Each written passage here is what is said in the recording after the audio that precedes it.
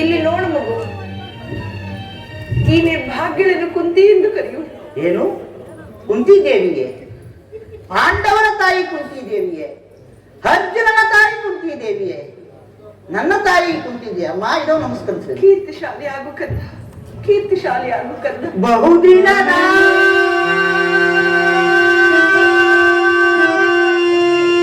ಬಯಕೆ ಬಲಿತಮ್ಮ ಬಯಸಿದ ಗರುಡನವು ಬಲಿತಮ್ಮ. ಬಹುದಿನದ ಬಯಕೆ ಬಲಿತಮ್ಮ ಬಯಸಿದ ಗರುಡನವು ಬಲಿತಮ್ಮ. ಬಹುದಿನದ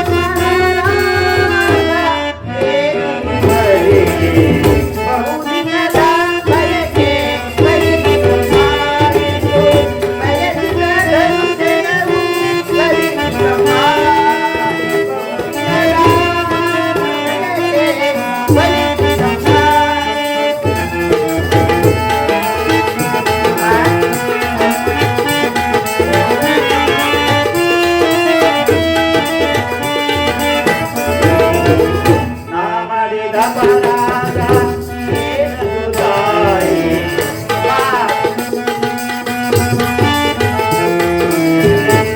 ಮಾಡಿದ ಅಪರಾಧ ಏನದು ತಾಯಿ ಆಜ್ಞೆ ತೊರೆವೆ ಆಜ್ಞೆ ತೊರೆವೆ ಮನನೆ ಪ್ರಮದಾರ ತಾಯಿ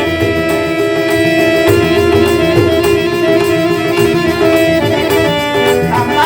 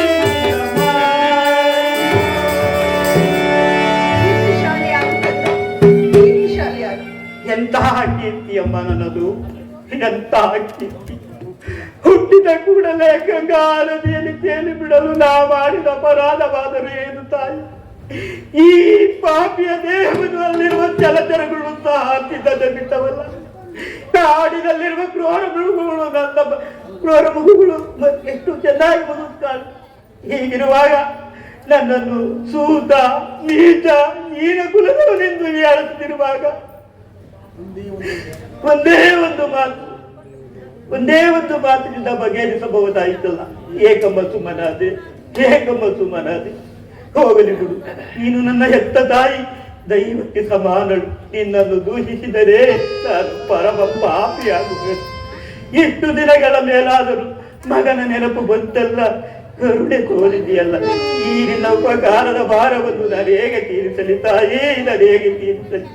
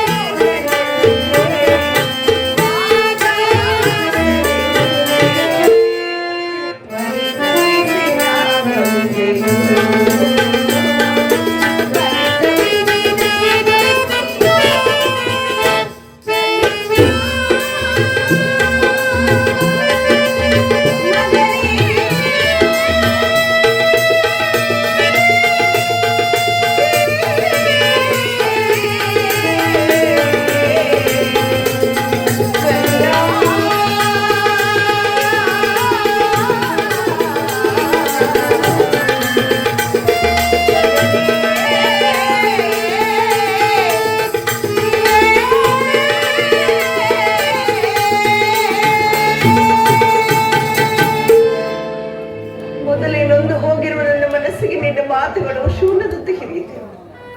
ಬಾಲ್ಯದಲ್ಲಿ ನಾನು ಮಾಡಿದ ಅಪಚಾರಕ್ಕಾಗಿ ನನ್ನ ಮನಸ್ಸಿನಲ್ಲಿ ಅದೆಷ್ಟು ನೊಂದು ಬೆಂದಿದೆ. ಆ ಪರಮೇಶ್ವರನಿಗೂ ನೀನು ಬದುಕಿನ ವಿಚಾರವೇ ನನಗೆ ತಿಳಿದಿರಲಿಲ್ಲ.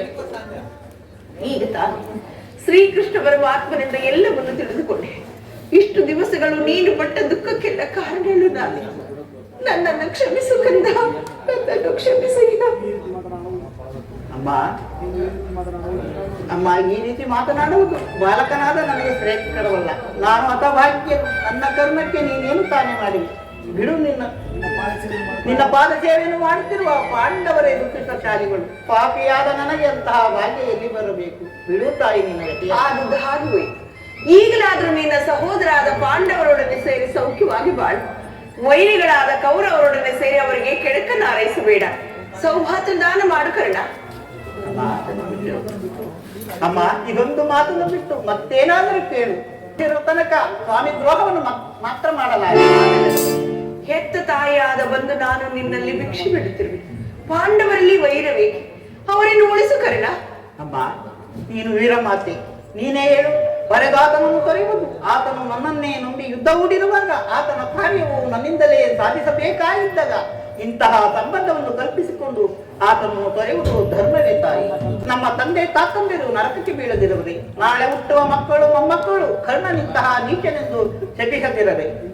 ಇಂತಹ ಸನ್ನಿವೇಶ ವೀರಮಾತೆಯಾದ ನೀನೇ ಹಿತಬೋಧನೆಯನ್ನು ಮಾಡಬೇಕು. ಆದರೆ ಪಾಂಡವರು ನಿನ್ನ ಬೆನ್ನಲ್ಲಿ ಬಿದ್ದ ಸಹೋದರರಲ್ಲವೇ? ಅವರ ಕ್ಷೇಮವೇ ನಿನ್ನ ಕ್ಷೇಮವಲ್ಲವೇ? ನೀವು 6 ಜನ ಸೇರಿ ರಾಜ್ಯಭಾರವನ್ನು ಮಾಡುವುದು ನಾನು ನೋಡಿ ಸಂತೋಷ ಪಡಬಾರದೆ ಕಂದ? ಅಮ್ಮ, ಇದುವರೆಗೂ ಪಾಂಡವರು ನನ್ನ ಸಹೋದರೆಂಬ ಭಾವನೆಯೇ ನನ್ನಲ್ಲಿ ಅದು ನನ್ನ ತಪ್ಪೆ.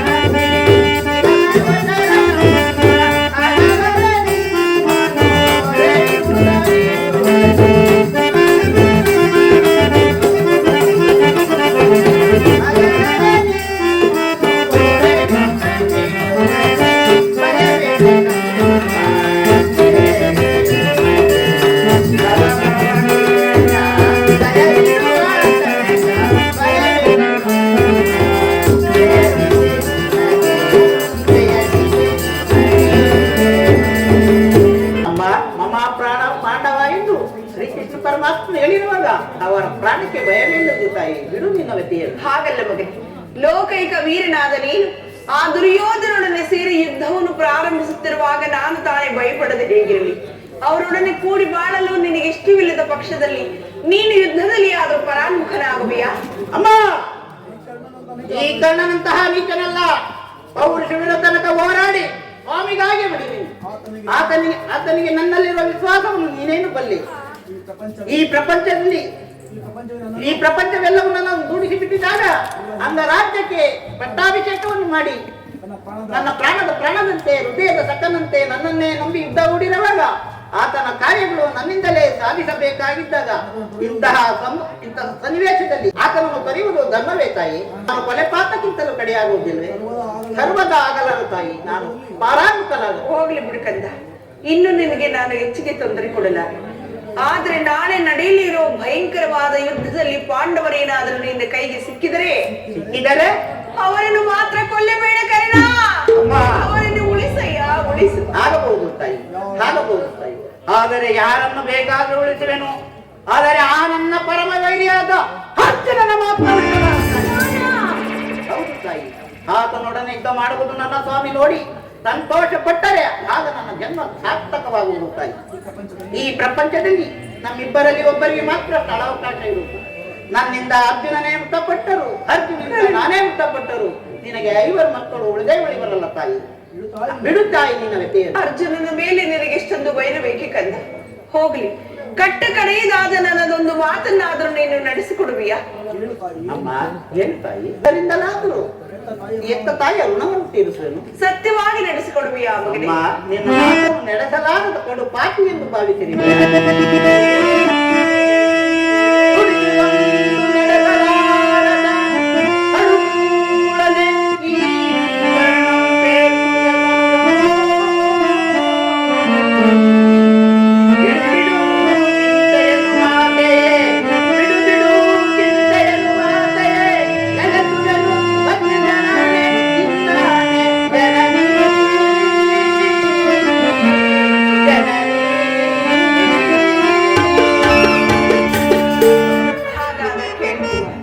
ಈ ಜಗತ್ತಿನಲ್ಲಿ ಆಯುಷ್ಯದವರು ಎಲ್ಲಿ ಆದರೂ ಬದುಕಿಕೊಳ್ಳು.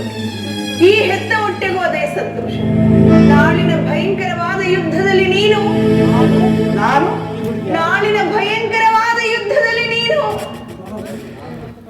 ಒಮ್ಮೆ ತೊಟ್ಟ ಬಾಣವನ್ನು ಪುನಃ ತೊಡಬಾರದು ಗಂಗ.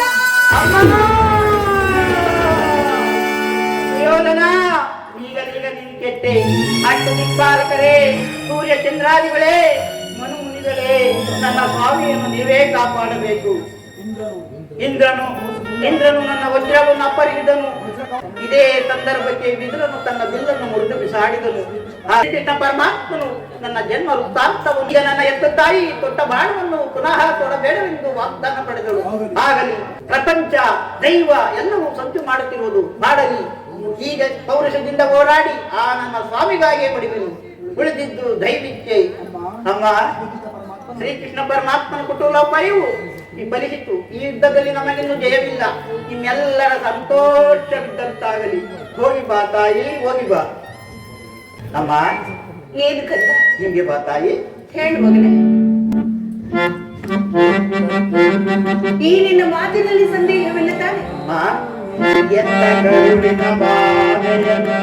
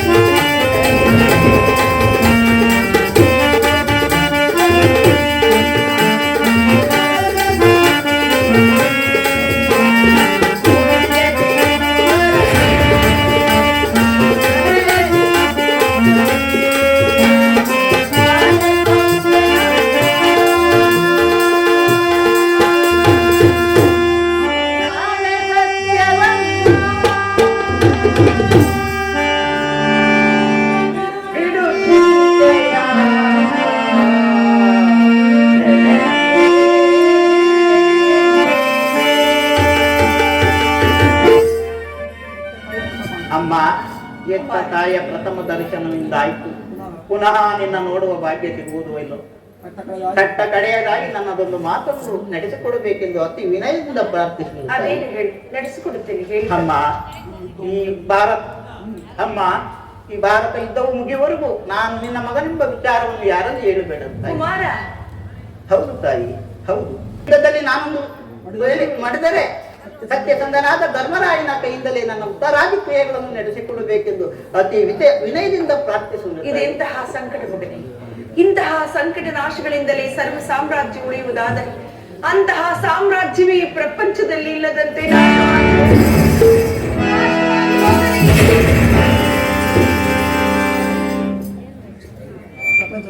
ಈ ಪ್ರಪಂಚದಲ್ಲಿ ದೈವ ಬಲವಿಲ್ಲದ ಮನುಷ್ಯನು ಬದುಕಿದ್ದರೂ ಪ್ರಯೋಜನವಿಲ್ಲ. ಈಗಲೇ ಯುದ್ಧ ಭೂಮಿಗೆ ಹೋಗಿ ಪೌರುಷವಿರೋ ತನಕ ಹೋರಾಡಿ ಆ ನನ್ನ ಸ್ವಾಮಿಗಾಗಿ ಮಡಿವಿದು. ಉಳಿದಿದ್ದು ದೈವಿಕ್ಕೆ. ಹೇ ವಿಧಿಯೇ, ನಿನ್ನ ಲೀಲೆಯು ಅಗಣಿತವಾದ.